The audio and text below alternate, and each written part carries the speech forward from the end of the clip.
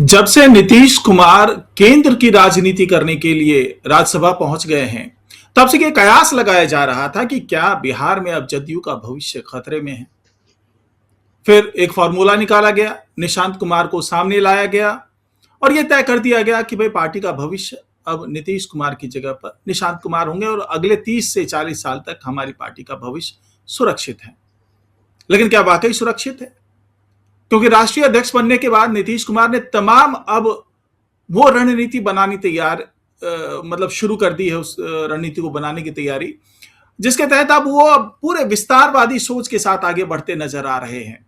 अब वो जिस तरीके से खुद केंद्र की राजनीति कर रहे हैं, वैसे उसी तरीके से अपनी पार्टी को भी केंद्र तक लाने की जुगत में लगे हुए हैं। चाहे वो यूपी में विधानसभा चुनाव लड़ने की बात हो, चाहे पंजाब में विधानसभा चुनाव लड़ने की बात हो, यानी कि हर तरीके से अब अपनी पार्टी पे जो प्रदेश या प्रादेशिक पार्टी का जो ठप्पा है, उसको अब हटा करके राष्ट्रीय स्तर की पार्टी बनाने की जुगत में लगे हुए हैं। क्योंकि उनको पता है कि भविष्य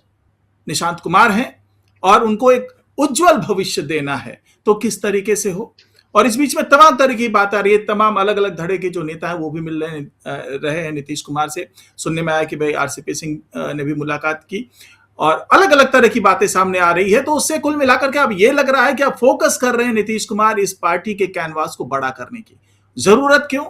जरूरत इसलिए क्योंकि वो अब ये भी सोच रहे हैं कि हमेशा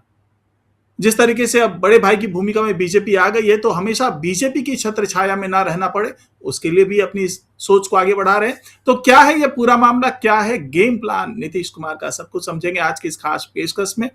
नमस्कार, मैं डॉक्टर सुरजीत सिंह और आप देख रहे हैं वाईबीएन बिहार झारखंड। और इस खास पेशकश में हमारे साथ जुड़ गए हैं वरिष्ठ पत्रकार और वाईबीएन न्यूज के मैनेजिंग एडिटर दीपक गौर जी। स्वागत है आपका। जी नमस्कार सुरजीत जी। नमस्कार। और जिस तरीके से अब नीतीश कुमार एक एक कदम बहुत फूक फूक के रख रहे हैं, क्योंकि उन्हें यह तो पता है कि भाई उनका राजनीतिक भविष्य अब 2-4-5 साल से ज्यादा, अब वो सक्रिय तौर पर खुद ही बता चुके हैं पहले कि बहुत ज्यादा दिन तक सक्रिय राजनीति नहीं करूंगा। लेकिन अब उनके पास जिम्मेदारी है अपने बेटे के भविष्य को, और उसके साथ में जुड़ा हुआ है पार्टी का भविष्य। उसको कैसे सुधारा जाए, उसको बड़ा कैसे किया जाए, इसी जद्दोजहद में अब नए नए गेम प्लान तैयार कर रहे हैं नीतीश कुमार। मंजे हुए राजनेता है तो नया गेम प्लान भी होगा और विस्तारवादी नीति भी सामने आ रही है। तो दीपक जी, मैं यही समझना चाहूंगा कि क्या ये सारी जो दशा और दिशा तय करने की कोशिश है वो राष्ट्रीय परिषद की उपज है जो बैठक हुई थी पिछले दिनों? जी देखिए सुरजीत जी,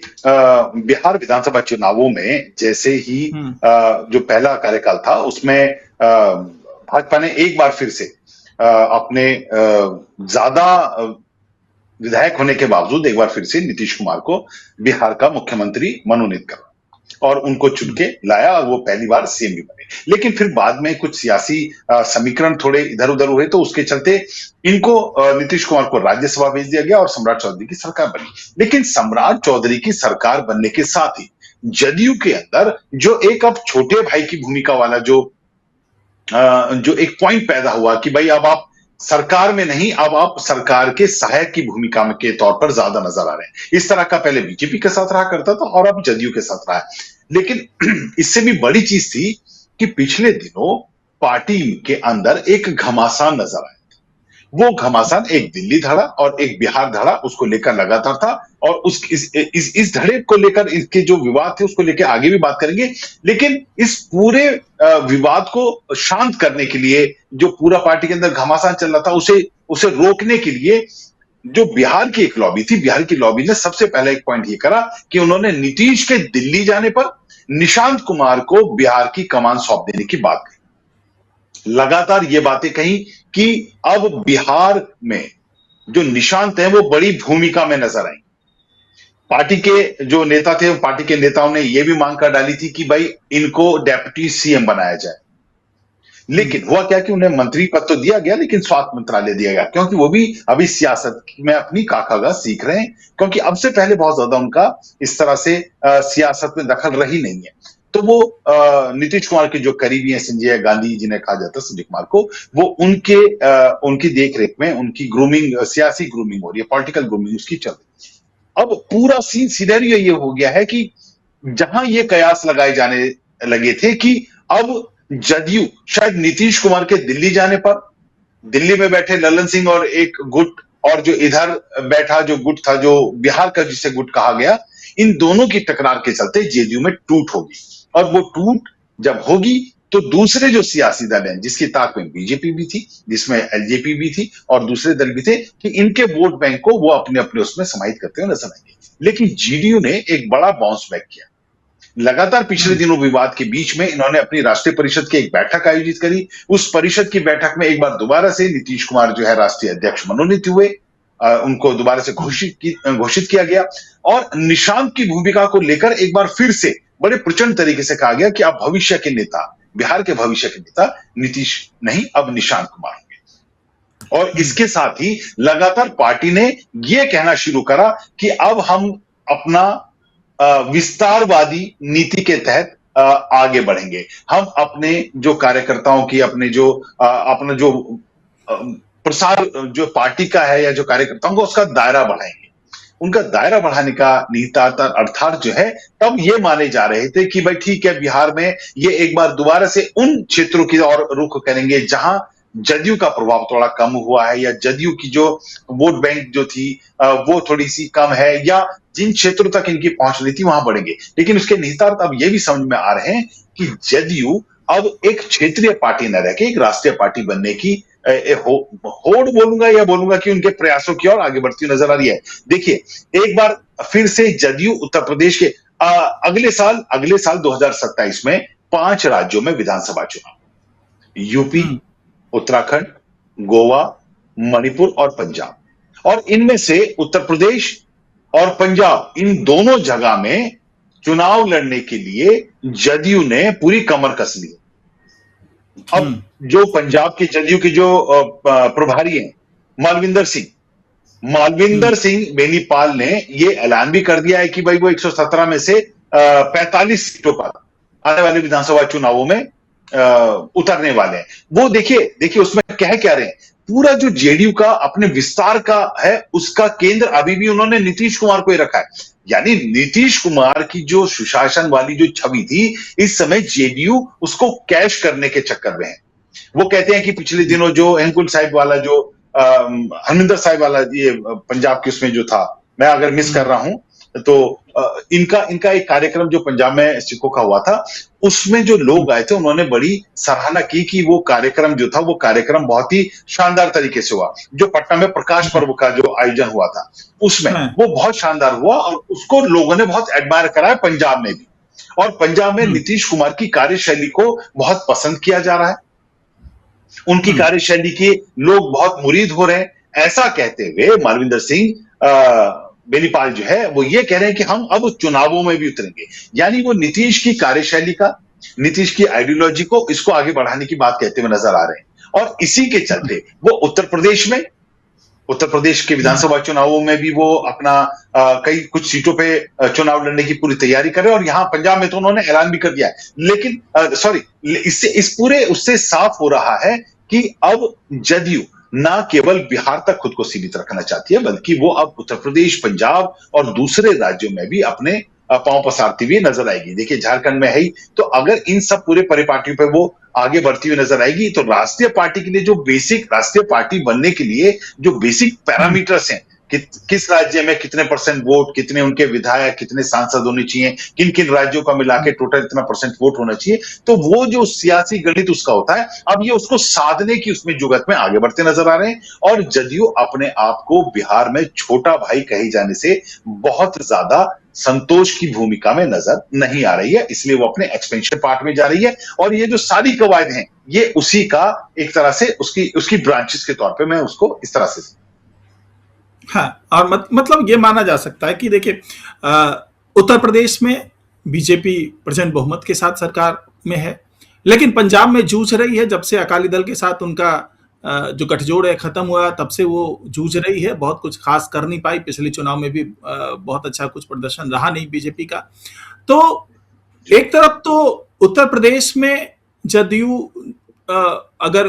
जाहिर सी बात है वहां पर गठबंधन जैसी कोई स्थिति बनती नजर नहीं आ रही कि बीजेपी उन्हें कोई सीट दे दे वहां पर,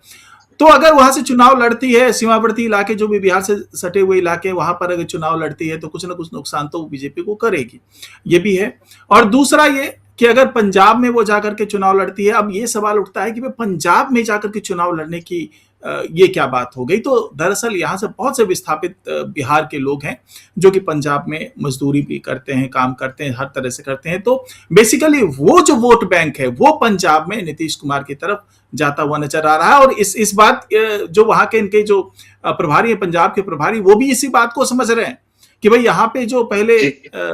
एक दशक 2 दशक पहले लोग आ गए, बिहार से आकर के बस गए, यहाँ पे रोजगार धंधा किया और यहाँ पे मजदूरों के तौर पे बहुत बड़ी संख्या में बिहार के लोग हैं, तो उसका असर होगा। भले 45 सीट पे लड़ने की बात करें तो 2-4-5 सीट भी अगर निकाल के ले जाते हैं तो एक बड़ी उपलब्धि होगी। और खास करके जो नीतीश कुमार चूंकि केंद्र की राजनीति कर रहे हैं तो उनको ये बात भी समझ में आ रही है कि भाई प्रदेश, हमारी पार्टी जो वो प्रदेश में मजबूत है, हमने सब दिन प्रदेश में रह करके राजनीति की, लेकिन अगर मैं केंद्र में आ गया हूं तो मेरे पास भी तो कुछ होना चाहिए। अगर केंद्र में आकर के मैं उत्तर प्रदेश से 2-4 सीटें ले लेता हूं, झारखंड से 2-4 सीटें हैं, 2-4 सीटें अगर हम पंजाब से ले लेते हैं, बिहार से तो है ही, और इसका असर अगर 2029 में लोकसभा चुनाव पर देखा गया, वहां से अगर कुछ सांसद निकाल करके ले आए अलग अलग स्टेट से, तो एक बड़ा स्टेक जो है वो नीतीश कुमार अपने साथ जोड़ने में कामयाब होते हुए नजर आ सकते हैं। तो उनको यही लग रहा है कि 2-4-5 साल जब तक मैं बहुत सक्रिय तौर से राजनीति कर रहा हूं तब तक अब इसने इस पार्टी को एक राष्ट्रीय पार्टी के तौर पे स्टैब्लिश कर दें, और साथ ही जो बीजेपी की डिपेंडेंसी है वो बढ़ जाए। ये भी सोच हो सकती है नीतीश कुमार की कि केवल बिहार में ही नहीं, जिस तरीके से आज की तारीख में बहुमत में नहीं आ पाई बीजेपी लोकसभा चुनाव में, तो उनकी डिपेंडेंसी है नीतीश कुमार के ऊपर। तो नीतीश कुमार यही चाहते हैं कि ऐसी डिपेंडेंसी जो है वो बीजेपी की लगातार बनती रहे। और जाहिर सी बात है, अब निशांत कुमार, अगर जिनको कहा गया है राज्य परिषद की बैठक में भी कहा गया, राष्ट्रीय परिषद की बैठक में भी कहा गया कि यही अब पार्टी का भविष्य है, यानी कि कुल मिलाकर के नीतीश कुमार की स्ट्रैटेजी क्या ये भी होगी कि चलिए पार्टी को विस्तारवादी सोच की तरफ लेकर के जा रहे हैं, विस्तार कर रहे हैं, और साथ ही निशांत कुमार को भी एस्टैब्लिश करें और निशांत कुमार के हाथ में पूरी तरीके से बिहार की राजनीति सौंप दी जाए, और जो भी उनकी राह में कोई बड़ा नेता आ रहा है तो उनको नीतीश कुमार अपने पास बुलाए और कहें कि आप केंद्र की राजनीति कीजिए, आप राष्ट्रीय राजनीति कीजिए, बिहार में छोड़ दीजिए, निशांत कुमार को छोड़ दीजिए। अब यहां पर आप बड़े पैमाने पर जाइए, आप पंजाब जाइए, आप उत्तर प्रदेश जाइए, आप झारखंड में जाइए, आप फिर आने वाले दिनों हो सकता है दिल्ली में भी बिहार के लोगों की बड़ी तादाद है, वहां पे चुनाव जब आने वाले 2-3 साल के बाद की बात आएगी, वहां पे उतारेंगे। यानी कुल मिलाकर के निशांत कुमार के भविष्य को भी सेव करने की एक ये सोच हो सकती है नीतीश कुमार की। दीपक जी। जी, बिल्कुल, बिल्कुल, एग्जैक्ट हमें हमारी भी जो कुछ पार्टी के नेताओं से बात हुई, जो राष्ट्रीय परिषद की बैठक के बाद जब हम लोगों की बात हुई थी, तो पार्टी के दूरगामी सोच क्या है, अपनी पार्टी के विस्तार को लेके, पार्टी के जो मूल मतलब आधार उन्होंने बना रखा है उसको लेके क्या है, और पार्टी अब जब बिहार में छोटे भाई की भूमिका में आ गई है तो कैसे अपने आप को मजबूत रखेगी, पार्टी के अंदर घमासान, तो कई मुद्दों पर पार्टी के कुछ अच्छे बड़े नेताओं से बातचीत हुई। सबका सारगर्भित अगर मैं उसमें निचोड़ में निकालूं तो उनका कहना यही था, और हमारा भी सही यही है, जो उनकी राजनीति से नजर आ रहा है कि कहीं ना कहीं नीतीश कुमार ये चाहते हैं कि वो अपनी सक्रिय राजनीति में बने रहने के दौरान ही निशांत कुमार को बिहार में पूरी तरह से स्टैब्लिश कर दें। भले ही अभी वो सहायक वाली भूमिका में रहें, लेकिन वो आश्रित वाले मोड में ना रहें। आश्रित वाले मोड से यह है कि जदयू की स्थिति इतनी खराब ना हो जाए कि वो जदयू के एक विधायक बन के सरकार में जुड़े रहें या कोई छोटा मोटा मंत्रालय लेके जुड़े रहें। वो जुड़े रहें तो पूरे बराबरी के कद के साथ जुड़े रहें, जैसे पहले बीजेपी और जदयू बनी रहती थी। अब इसमें एक बड़ा पॉइंट यह है, क्योंकि पार्टी के अंदर जैसे हम लगातार इन बातों को कह रहे हैं कि भले ही ये कुछ भी दिखाएं, पार्टी के अंदर अभी भी कुछ मुद्दों को लेकर, कुछ नेताओं को लेकर, कुछ बातों को लेकर अंदरूनी कलह है, और कुछ गतिरोध पार्टी के कई बड़े नेताओं के आपस में भी बरकरार है। वो आने वाले समय में सुलझ जाएंगे, ये उनकी खुद की बातचीत से सुलझेंगे, या नीतीश कुमार ने जो अब स्ट्रेटेजी चली है, जो इनकी जो राजनीति का जो, देखिए नीतीश कुमार को हल्का राजनेता कहा जो भी समझ रहा हो, बड़ा मैं उन्हें मूर्ख ही कहूंगा। नीतीश कुमार बिहार ही नहीं देश की राजनीति के एक बहुत बहुत शातिर खिलाड़ी हैं। उन्हें पता है किस समय कौन सा मोहरा चलना होता है, किस समय कौन सी चाल चलनी होती है, किस समय किस तरह की हरकत से किसके निहितार्थ अर्थात कैसे समझे जाएंगे और उनसे निकलने वाली बातों को सियासी गलियारों में कैसे कैश किया जा सकता है। अब ये जो इनकी एकदम से यूपी और पंजाब में चुनाव लड़ने वाली बात है, आपने बिल्कुल सही बात बोली। देखिए उत्तर प्रदेश में ये कहीं ना कहीं दखल बार बार हिट कर रहे हैं, पहले भी हिट कर चुके हैं।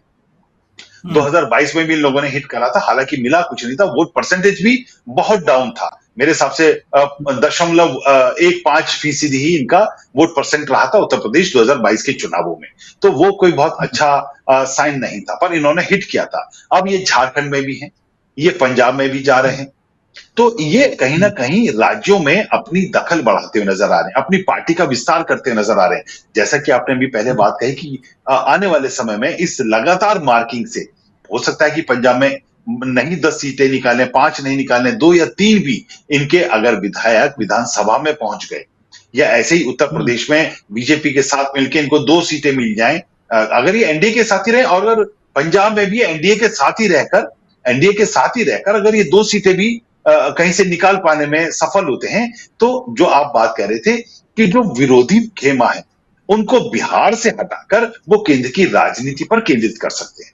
जो दिल्ली वाला धड़ा, जो जो जिस धड़े की बातें हम लगातार अपनी कई पिछली डिबेट में करते आ रहे हैं कि क्योंकि अभी उनका केंद्र केवल बिहार ही नजर आता है, सबका फोकस, जो अट्रैक्शन पॉइंट है, जो ग्रेविटी पॉइंट है, वो ग्रेविटी पॉइंट अभी केवल बिहार ही नजर आती है, क्योंकि बिहार में उनकी सरकार सत्ता में है, वो अच्छे मजबूत बल के साथ है, और वहीं से उनका उदय हुआ है। चाहे वो ललन सिंह हो, चाहे वो वर्मा हो, चाहे वो जितने भी दूसरे नेताओं की, संजय कुमार की बात करें, संजय गांधी की बात करें, ये धड़ों में बटे जो भी नेता, जदयू के बड़े नेता, तो इन लोगों को, जो बड़े नेता हैं, जो केंद्र की राजनीति करें, जो राज्यसभा में पहुंचे हुए हैं, राज्यसभा से राजनीति करें, उनके लिए बिहार से इतर भी देश में राजनीति करने का, अपना प्रभाव दिखाने का, अपना काम करने के और भी स्टेट आ जाएंगे। तो इस तरह से पार्टी अपनी विस्तारवादी नीतियों के तहत अपना एक्सपेंशन प्लान करती हुई नजर आ रही है। और एक्सपेंशन प्लान में देखिए वह होगा, अगर चलिए हम बहुत वर्स्ट कंडीशन में भी ये समझ लेते हैं कि एक भी सीट अगर नजर नहीं आएगी,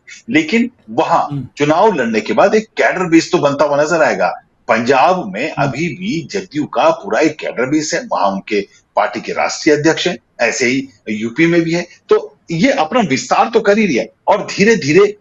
धीरे करते हुए एक दिन वो भी समय आएगा जब कहीं ना कहीं पार्टी अगर 2-2, 3-3 सीटें पा भी लेगी, तो ये स्थिति लंबे समय में पार्टी के विरोधियों के लिए फायदेमंद होगी, क्योंकि उन्हें केंद्र की राजनीति में हस्तक्षेप करने को मिलेगा। और जो बिहार की बात करेंगे, तो बिहार में निशांत कुमार की उनको जो कुछ लोगों से खतरा है, पार्टी को जो बातें जिस तरह की चल रही कि उन्हें कुछ लोगों से खतरा है, या कुछ लोग लगातार इस तरह के उसमें है कि पार्टी के अंदर ही के लोगों ने आरोप लगा दिया कि जदयू के कुछ नेता जो है वो भाजपा के एजेंट के तौर पर काम कर रहे हैं और पार्टी में टूट जाते हैं। ये जदयू के नेताओं का कहना है। इसका मतलब है अंदर कुछ ना कुछ घमासान तो ऐसा चल रहा है, वो धड़े भी पता चल रहे हैं, किसके क्या क्या स्टेटमेंट्स हैं, किनके क्या क्या डायलॉग्स एक्सचेंज हो रहे हैं, ये भी पता चल रहे हैं। तो शायद नीतीश कुमार अपने इस दाव से ये साफ कर देंगे कि भाई ठीक है, जो केंद्र की राजनीति में आ चुके हैं, जो केंद्र में कहीं ना कहीं दखल रखते हैं या केंद्र में हस्तक्षेप रखते हैं, वो लोग अब पूरा ब्रॉडर प्रोस्पेक्टस में नजर देखें। वो यूपी को भी अपने कैडर को देखें, वो पंजाब के भी कैडर को देखें, वो झारखंड के भी कैडर को देखें, और बिहार का नेतृत्व भी वो दिल्ली से बैठकर करें, और बिहार को निशांत कुमार के लिए छोड़ दें, उसकी युवा टीम के लिए छोड़ दें। उनके इर्द गिर्द जो एक परिधि बनाई जा रही है, वो उन्हीं के जदयू के बहुत क्लोज लोगों की रहे, जो निशांत को बड़ा होता हुआ क्या कहते हैं देखें, या उनको बड़ा करने के लिए अपनी भूमिका निभाते हुए देखें। तो ये इसे नीतीश कुमार का एक बड़ा मास्टर स्ट्रोक भी कहा जा सकता है। हाँ, अब जिस तरीके से देखिए कई दलों के नेता भी उनके संपर्क में हैं, नीतीश कुमार के संपर्क में हैं, क्योंकि केंद्र की राजनीति अब कर रहे हैं नीतीश कुमार। केसी त्यागी को उससे पहले मतलब पार्टी से बाहर किया गया। अब बड़े एक नेता की खोज शुरू की गई कि भाई दिल्ली के स्तर पे कौन सा बड़ा नेता हो सकता है, और वो जगह अभी थोड़ा वैक्यूम क्रिएट हुआ पड़ा है। हालांकि नीतीश कुमार खुद पहुंच गए हैं, लेकिन उनको भी एक चाहिए होगा जो दिल्ली से पूरी पार्टी को जो है उस स्तर पर, जिस स्तर पर केसी त्यागी देख रहे थे महासचिव की भूमिका में। तो अब जिस तरीके से आरसीपी सिंह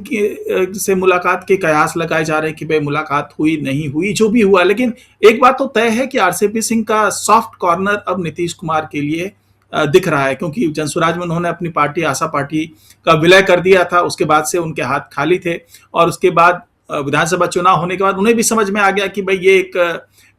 गुब्बारा था जिसकी हवा निकल गई है जनसुराज पार्टी की, तो अब मुझे कोई दूसरी जगह तलाश लेनी चाहिए और उनको अपनी अगली पीढ़ी को भी सुरक्षित करना है। तो वो देख करके भी आरसीपी सिंह अब करीब आना चाह रहे हैं नीतीश कुमार के, निशांत कुमार के, दोनों के ही करीब आना चाह रहे हैं, और चाह रहे हैं कि भाई, क्योंकि दोनों की तारीफ वो लगातार करते रहे, नीतीश कुमार की भी तारीफ कर रहे थे, फिर निशांत कुमार के नाम की चर्चा हुई कि उनको डिप्टी सीएम बनाया जाना चाहिए, तो उनकी भी वो तारीफ करते नजर आए। और लेकिन एक बड़ा धड़ा है, चाहे वो ललन सिंह की बात करें, ललन सिंह के साथ तो सीधी सीधी इनकी अदावत देखी गई है उस दौर में जब ये खुद मंत्री बन गया और ललन सिंह जो है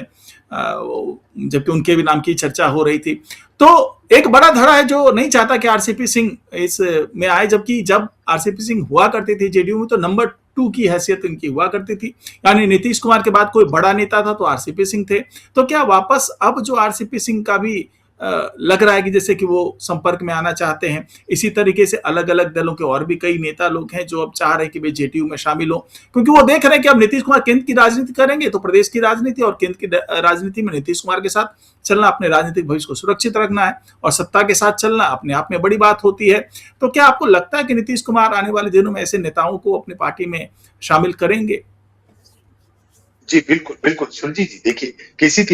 त्यागी ने जैसी जदयू को छोड़ा, उसके बाद वो एक पद जो एक कोऑर्डिनेटर का था या वो समन्वयक का था, और वो ऐसा नहीं कि 2-5 सालों से जेडीयू में थे, जेडीयू में लंबे समय तक केसी त्यागी रहे। वो जो वैक्यूम स्पेस क्रिएट हुआ है, उसके बाद ही मैं अगर उसको एक दूसरे नजरिए से देखूं तो देखिए 4 साल बाद मुलाकात हुई थी। अब वो मुलाकात जो आरसीपी सिंह जो अपना कह रहे हैं, जो उन्होंने अपनी पोस्ट में डाला था कि भाई बड़ी आत्मीय मुलाकात हुई, और इस तरह की बातें आई कि निकल के आई कि 20 मिनट तक दोनों के बीच बातचीत हुई, जब उसका सच जो था वो खुद जदयू प्रवक्ता नीरज